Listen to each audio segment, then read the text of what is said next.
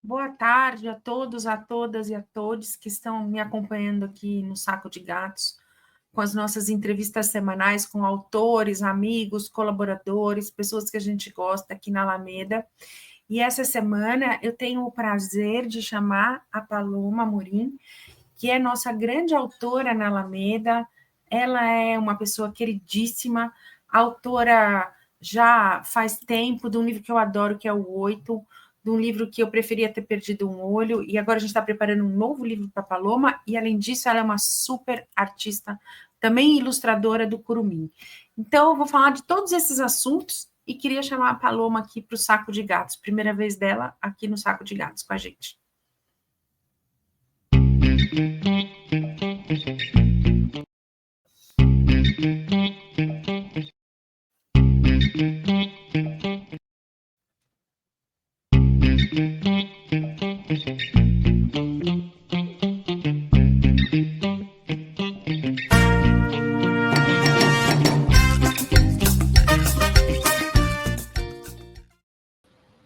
Oi, Paloma, tudo Oi, bom? Ângelo, tudo bem? Ai, Paloma, que bom que a gente deu certo de fazer um saco de gatos, porque temos muito assunto que dá para mais de um saco de gatos e mais um, enfim, muitas conversas sobre Sim. literatura, ilustração, teatro, enfim, tanta coisa que já nem sei como começar. Mas vou começar pelo Curumim. Você acabou de fazer as ilustrações desse livro do Bernardo Curumim, e eu queria que você fizesse uma relação, não sei se é complexo ou não, porque eu acho você uma artista completa, assim, sabe? Que pensa em várias artes e tem um pensamento complexo e muito apurado sobre as coisas. Então, isso eu acho tão bacana. E eu queria que você falasse um pouco dessa sua vida como escritora e também como ilustradora, porque você faz umas ilustrações e umas telas que a gente teve aqui, sua, que realmente são de cair o quê? Obrigada, Ju. Obrigada por me chamar para participar dessa conversa. Acho que a gente pode partir do Curumim, né? Porque eu acho que a narrativa do Bernardo traz uma proposta para as ilustrações. Assim, eu trabalho muito com nanquim, que é uma técnica que eu gosto muito. E aí tem um jogo, né, de claro e escuro no texto dele, né? Não vou falar muito o enredo, mas tem algo de que indica uma visibilidade baixa, uma visibilidade melhor. E aí eu fiquei pensando um pouco nesse lugar que o Nankin traz, que é do negativo, né? E, e aí produzir nessas imagens de crianças, essas crianças fragmentadas, essas crianças texturizadas, né, com o preto e o branco. Então, eu acho que quando você fala que eu sou artista completa, eu acho que eu agradeço. Eu acho que eu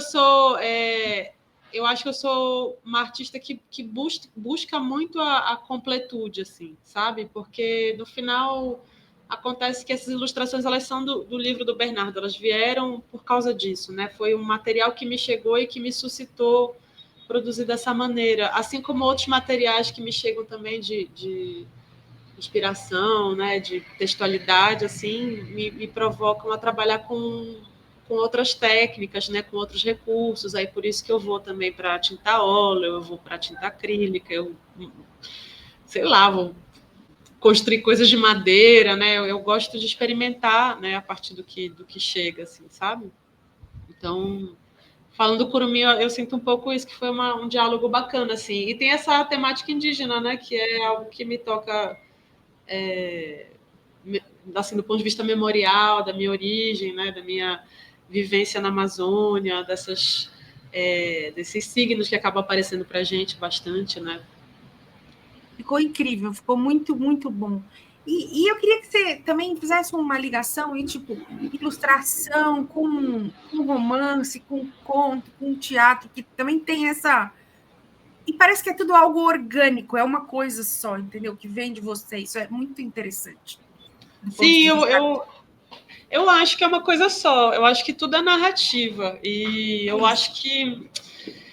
É, eu acho que eu sou um. Eu trago até uma imagem da Maria Fernanda Batalha, que é uma artista que eu gosto e que a gente é amiga. E, que ela fala que a gente é um corpo de passagem assim na arte. Ela fala muito isso em relação ao canto, né? Então que você não pode ser a arte em si, você tem que ser um portador daquilo, daquele discurso, daquele processo que se anuncia, né, para a sociedade, né, para as interlocuções. Então eu gosto de buscar a sensibilidade, de buscar a estética nas coisas, assim. Então, quando eu escrevo, eu busco efeitos que talvez eu possa encontrar também na música, né? Quando eu toco música, eu penso em narratividade, como acho que eu encontro nos livros que eu gosto, né? Ou nos livros que eu tento escrever. Para mim, o pensamento ele é muito enredado, assim, né? É uma urdidura mesmo, sabe? Eu não gosto de separar as linguagens, assim, no sentido de segmentação. Claro que eu acho que existe uma especialidade, né, uma especialização nas linguagens que eu não tenho, por exemplo. Eu sei que eu sou melhor numa coisa ou noutra, mas, por exemplo, na música, eu sou alguém que gosta muito de música, toca, mas eu não sou musicista, né? Porque tem algo muito tecnicamente profundo na especialização musical. Mas eu gosto de pensar que elas se conversam, que são linguagens que se conversam e que quem escreve também deveria tentar tocar um instrumento. Ou desenhar, né? Ou quem toca um instrumento deveria, talvez, escrever, né, um Porque tem conto. muito de musical em escrever ficção, não tem? Você não acha? Sim, sim. E eu vou até musicalmente no sentido de uma tecnologia de escrita que tem a ver com qualidade de músicas, né? O ritmo, a cadência, né? Aí tem processos que são fonéticos também, né? Quando a gente vai decidindo ali como que o texto vai surgir, né? Eu sou muito dessa praça, assim, sabe? Dessa turma a turma do efeito melopeico, assim, do texto, sabe? É lindo. Uhum. Eu não escrevo ficção, mas às vezes quando eu escrevo, eu ouço a frase antes na cabeça e depois ela vai aparecendo e vai tomando forma de um. É legal demais, não é? Sim, é como muitos compositores falam de letra de música, né? Que vai chegando a ideia da música e ele vai lá escrevendo e compondo e né? Você escreve textos teóricos, eles são composição, né? O texto teórico é uma composição. Como foi escrever o oito? Ó, apareceu na tela. O 8 foi um Adoro processo. esse livro 8. Já Sim, recomendei. ele é muito especial para mim e é um livro difícil porque é um livro que foi o processo dele é anterior à pandemia, mas ele ganha corpo na pandemia, né? E esse nosso projeto, né? A gente começa a conversar sobre isso um pouco antes, mas aí começam os diálogos de fato editoriais no período do isolamento e ele é um livro que revela bastante o isolamento, né? Emocional e que acaba sintetizando uma nostalgia, eu sinto, né? Então, o Oito fala de uma situação de um bar em Belém chamado Oito, que foi um reduto, né, de ativistas culturais, de militantes políticos, de professores, de artistas. Um momento muito alegre assim da nossa juventude. E Belém, assim, até acho que antes dos anos 90 era mais legal ainda, né? Porque os relatos que eu tenho das pessoas mais velhas é que era uma cidade muito bacana, assim, dessa pulsação, essa efervescência cultural, né? De quem estava lá fazendo e realizando. E que se aparta um pouco dessa indústria cultural que chega do Sudeste. A gente tem uma movimentação regional lá muito autônoma e muito genuína, sabe? E aí esse bar era esse espaço, né, que recebia essa qualidade de pessoas diversas e ele foi perseguido pela polícia municipal, né, pela polícia do estado, pela polícia militar. Agora tem polícia municipal também. Deve ter lá em Belém também. É polícia por todo lado. E a dona do Oito, os donos foram perseguidos, plantaram drogas na casa deles, eles foram presos. Teve uma manifestação enorme em Belém dessa juventude que se mobilizou para falar sobre isso. E aí eu parti dessa situação para discutir essas contradições mesmo da cidade, né? E já é uma cidade que não existe mais, assim, também. Eu sempre escrevo sobre Belém ou a partir de Belém, e aí quando eu vejo passar um tempo e já não é aquilo que eu estava pensando, sabe? O que é saudável e triste ao mesmo tempo. Também porque as coisas moram dentro da gente, nesse acúmulo de vivências e memórias e recordações de um negócio que eu tenho um pouco essa nostalgia de uma época Sim. em que eu não vivi, mas que eu vivi, mas que tararã, é meio. complexo. E eu acho o jeito que você escreveu o 8 também é uma narrativa que tem muito a ver dessa... Enfim, Belém é incrível, ainda hoje é incrível, ainda que tenha mudado muito e tal. Então, é uma cidade que a gente não espera, assim, aí, coisas inesperadas. Não sei se é porque vivi minha vida aqui em São Paulo e chego lá e falo... E as comidas, os cheiros, as pessoas, a rua, o clima, o tempo, as árvores, é tudo diferente e grandioso e maravilhoso, e você nem sabe como aquilo tem a relação com a floresta, com os animais, com a fauna, com a flora, enfim, tudo ali. Então, ficou muito legal a parte que eles estão no barco, no começo do livro, sabe? Chegando e tal. Não é bacana aquela parte? Sim, sim. E eu acho que tem no 8 aparece isso, que, de certo modo, em algumas pinceladas do primeiro, né, do Prefiro Ter Perdido o Olho, que são crônicas e se remetem muito, né, a Belém e a coisa de escrever no jornal de Belém, né, que é esse ir e voltar, né, que eu acho que é um movimento que eu faço sempre em relação à minha cidade, assim, de chegar quando você sai, você é sempre estrangeiro, não tem jeito, assim, uma vez migrante, você vai sempre retornar como alguém que não pertence mais ao lugar, sabe? E eu acho que o 8 ele tem uma indicação ainda de muita dor nesse retorno, né? Porque é um retorno que vem também dessa personagem que conta a história, né? Por necessidade, não é um retorno tão. Não é um retorno assim associado à saudade, é uma necessidade que ela tem para retornar e as coisas acontecem, né? E agora eu fui para Belém para fazer um trabalho lá, também associado à literatura. E aí eu me pacifiquei com a cidade, assim, foi incrível, porque eu não voltava lá desde a pandemia, então fazia quase 8 anos que eu não ia para Belém. E aí eu fiquei muito feliz que a cidade se pacificou. Ela não tem mais nada a ver com a cidade do 8 em mim, né? E eu, ao mesmo tempo que, claro, bate uma saudade, assim, do que foi, né? E eu fiquei aliviada, assim, sabe? De não estar voltando para um lugar que parou no tempo. Fiquei muito feliz, assim, sabe? De ver que a cidade caminha a despeito da minha existência egocêntrica. É legal. É bom. Sim, eu voltei apaixonadíssima por Belém. Muito de outro jeito. Né? Não dá para não voltar apaixonada por Belém, né? Mas antes eu voltava com ódio. Com ódio? É engraçado.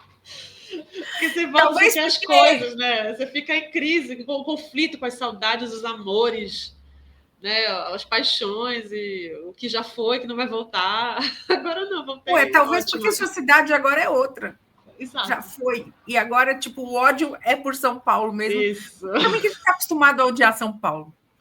São Paulo ódio e o amor, né? Porque São Paulo também você fica assim, não existe amor em SP e no final você encontra, né? Umas fagulhas assim, né, de amor.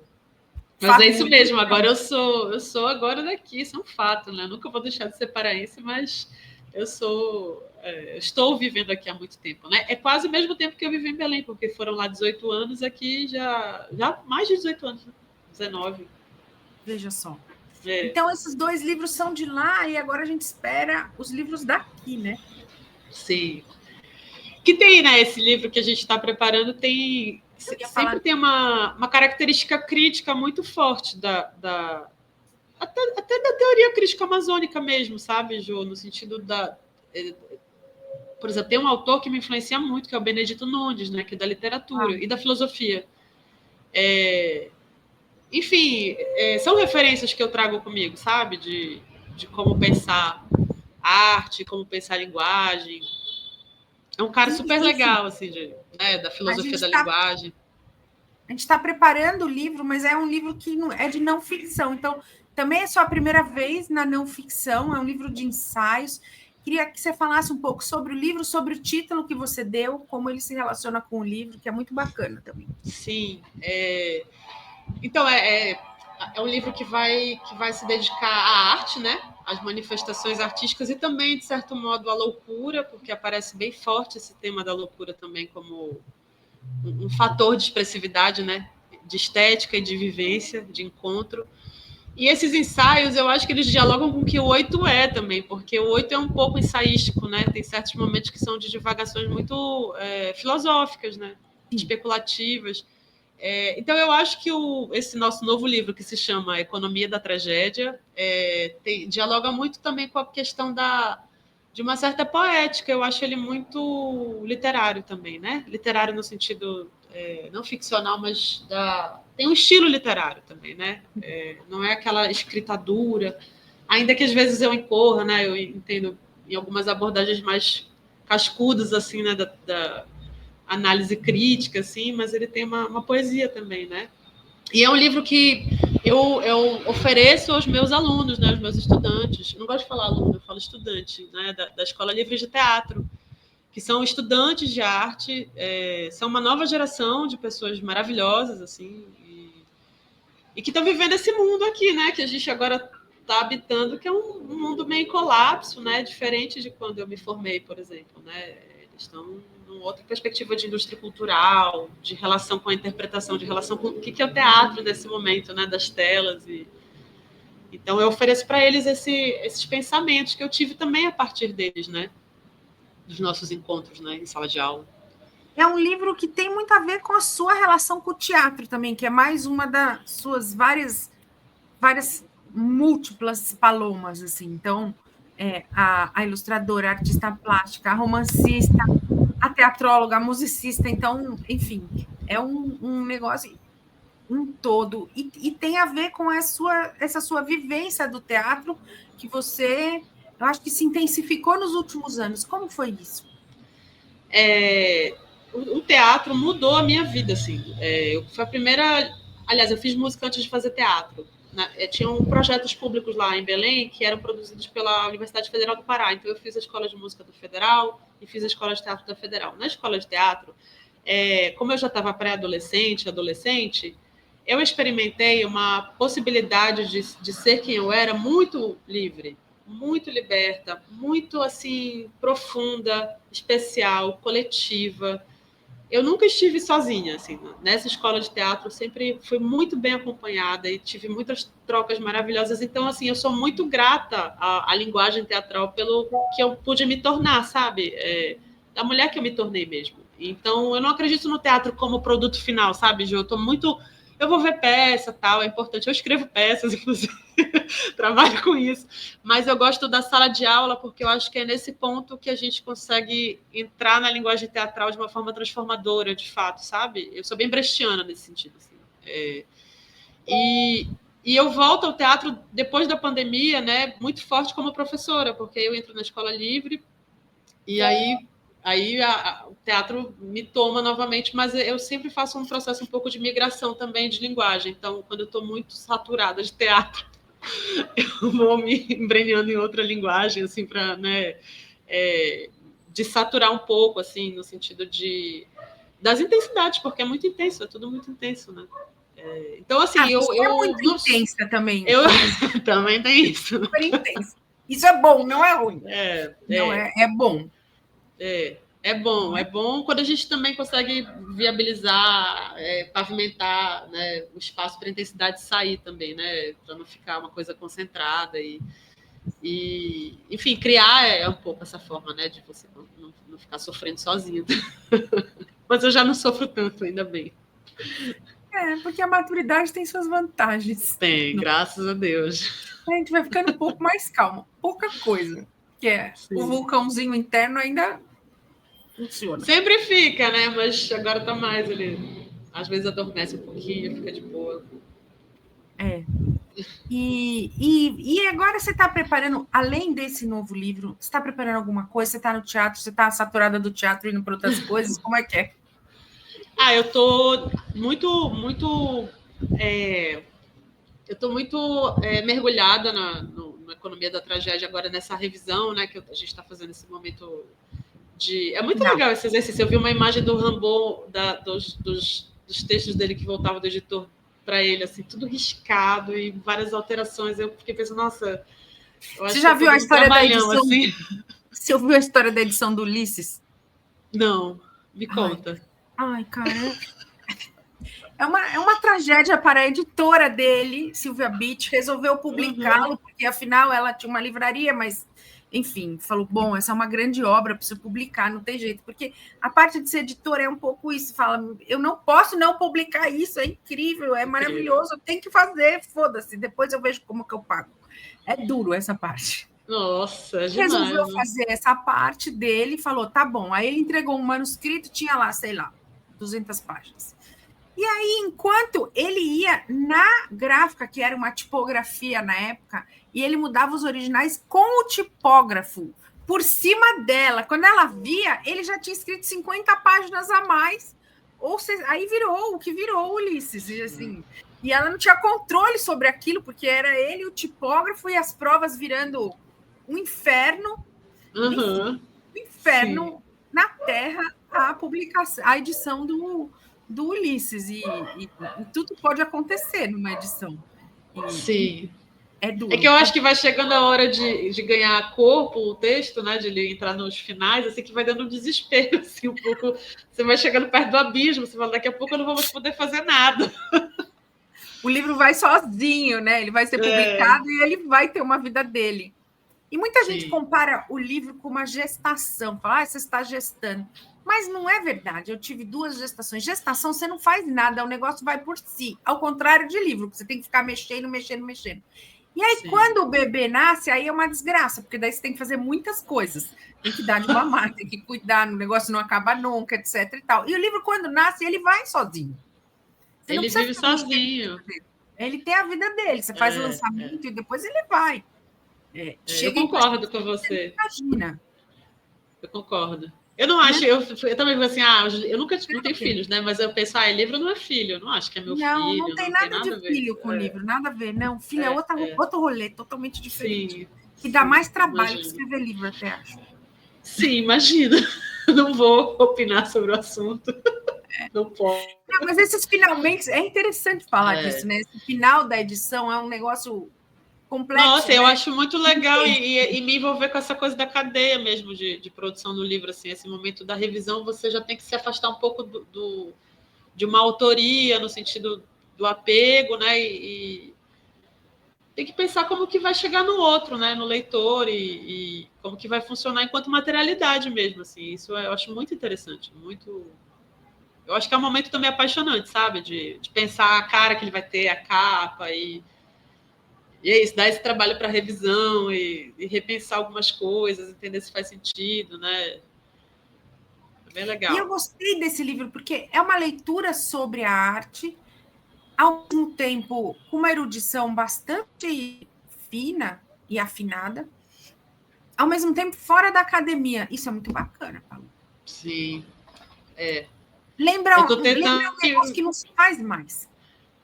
Tem um histórico assim, né, Jo, dessa produção? Tem um histórico assim, mas a gente não faz mais isso, que também não é uma produção jornalística, Sim. que também já não existe mais, que existia uma produção jornalística de altíssima qualidade, em que você lia o jornal pelos textos da crítica, não necessariamente do que ela estava falando, você lia pelo prazer de ler aquele texto, que estava dizendo outra coisa. Mas isso não existe mais. Mas existe uma tradição de ensaio, ensaística, de escritores muito grande, que estão fora da academia. Quer dizer, hoje parece que toda reflexão sobre algum momento artístico tem que vir da academia, porque a academia é muito forte, você está dentro do parâmetro XYZ de produção, XYZ. Mas é legal quando você não tem isso, e que você se sente totalmente livre para escrever o que você acha e está fora disso. É incrível, eu acho, na verdade. Sim, sim. E minha busca não é refutar o pensamento universitário ou a experiência universitária. Não. Pelo contrário, eu tive 3 estudantes agora que entraram na USP que eu fiquei assim, em êxtase, sabe? Eu falo que é muito importante essa juventude, né, ingressar na universidade. Meu pensamento é absolutamente formado pelas universidades onde eu estudei, mas eu acho que eu não caibo, não porque eu me acho que eu sou muito grande, não isso, mas no formato institucional acadêmico de produção teórica, sabe? E pedagógica. E não tem interesse, eu acho. Talvez não tenha esse perfil, assim. Eu sou muito, né? Livre. Eu não queria usar essa palavra para não criar oposições de aprisionamento. Mas eu acho que. Mas essa liberdade ela é cobrada também. Eu lido com os meus dobrados, né? Mas eu gostaria, assim, na minha vida, eu tenho 38 anos, né? Eu ainda vou ter que viver muitas coisas para ampliar minha capacidade especulativa de pensamento. Então, eu quero viver para contar. Eu acho que é essa a Marguerite Duras lá, né? Viver para contar, assim, para narrar, né? Então, para construir linguagem é preciso você olhar para o mundo, né? Isso é E muito para olhar bom. para o mundo eu tenho que estar fora da universidade nesse momento. Porque não é uma questão de aprisionamento ou não aprisionamento, é uma questão de formato, eu acho, talvez. O Talvez. trabalho demande um tipo de formato, que parece com várias outras coisas, mas que não é, é algo bem específico da academia. Então, Sim. eu gosto também que esse prazer de escrever, que está refletido nos textos do livro, ele se transforma num prazer de ler esses textos. Então, é o texto pelo texto, é um pouco como um romance, ainda que não seja um romance, entendeu? Sim, sim. Incrível. Isso que eu acho bacana do livro. Total. Que legal. Que bom. A sua opinião é muito importante, porque você é alguém que tem muito prazer, né, no estudo e na pesquisa. Então, agradeço. Eita. Então nós vamos ficando por aqui, que o programa tem esse formato pequeno mesmo. E eu queria chamar todos para ler o Economia da Tragédia quando sair, mas para olhar para as ilustrações do Curumim, para buscar o 8, para buscar Eu Preferia Ter Perdido um Olho, que são leituras incríveis e maravilhosas. Assim, e para dizer para a Paloma que a gente está sempre aberto para o que você escrever e para o que você quiser fazer, e a gente está aqui, enfim, estamos juntos nessa. Obrigada, Jo. Vocês também, viu? A gente podia ficar muito mais tempo conversando, que tem muito assunto. É assunto demais. Mas, Aí nós vamos tomar um café. Vamos que sem ser online.